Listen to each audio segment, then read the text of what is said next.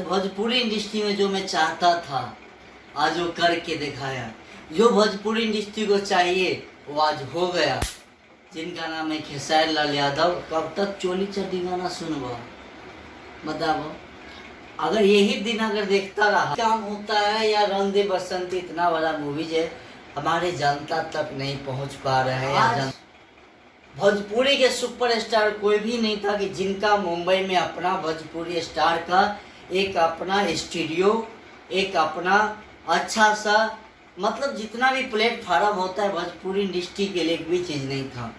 लेकिन आज हमारे बड़े भैया खेसारी लाल यादव आज कल के लेकिन आज हमारे बड़े भैया खेसारी लाल यादव आज कल के डेट स्टूडियो ओपनिंग करने जा रहे हैं जिसमें हमारे भोजपुरी इंडस्ट्री के लिए बहुत ही अच्छा चीज़ जिसमें मतलब क्या बोला जाए ये चीज़ होना चाहिए था। और यही चीज़ हम सबको एक बड़ा बनाएंगे और अच्छा से अच्छा काम करेंगे।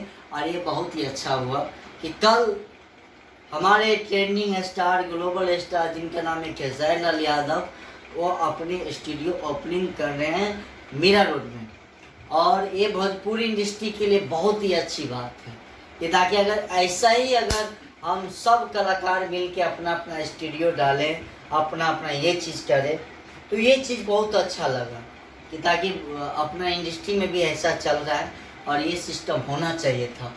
लेकिन काफ़ी अच्छा बात है। और एक चीज़ और मैं इंडस्ट्री में चीज़ हमेशा देखता हूँ कोई भी पता नहीं जा रहा है तो कब तक चोली चड्डी गाना सुनवा बताओ।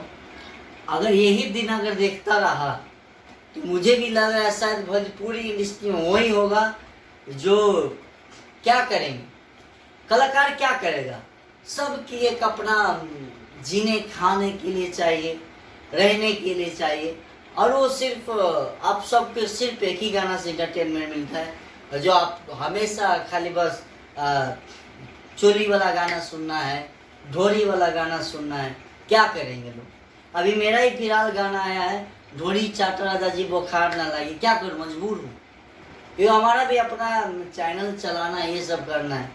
तो इसीलिए रंग दे बसंती का अच्छा सिनेमा है भोजपुरी इंडस्ट्री में एक अच्छा काम हो रहा है उसको भी आप सब देखिए आशीर्वाद दीजिए। आज इतने बड़ा बजट आज 15 करोड़ की बजट की सिनेमा जो सिनेमा भोजपुरी इंडस्ट्री में आज तक कोई सोचा भी नहीं था वो सिनेमा हमारे SRK के मालिक रोशन सिंह जी और शर्मिला दीदी जी बनाए हैं। तो उसको कम से कम आशीर्वाद प्यार दीजिए कि ताकि वो सिनेमा अच्छा से अच्छा मार्केट कलेक्ट करे।